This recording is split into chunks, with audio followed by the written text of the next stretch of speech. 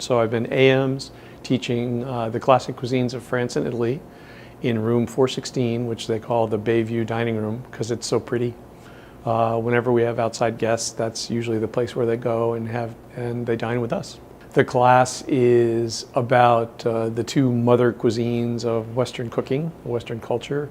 So we do a little bit about geography, a lot of culture, a lot about the ingredients that come from specific places and why they come together on the plate. Two major emphases that are in the class on a daily basis. One would be cooking to order.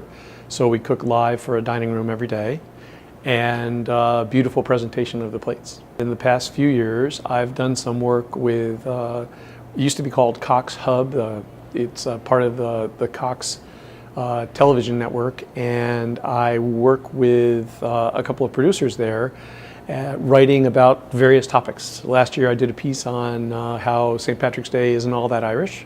I did a piece on the Rhode Island top-neck clam. I did a piece on underutilized fishes. I worked with a writer from Rhode Island Public Radio on the origin of the Rhode Island cabinet, the milkshake that everybody talks about. You hear a lot about the teaching moment where somebody finally gets it.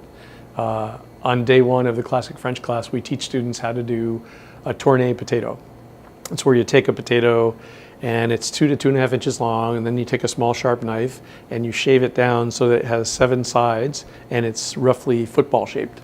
And on day one, I make everyone do that. And everyone feels kind of silly, and they come out looking like anything but what they're supposed to come out looking like.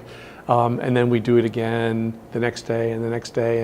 And by the time that we get to day 9, they're beautiful. So on the first day, when everyone's feeling really awkward, we take a few pictures and we say, remember how terrible they looked on day 1.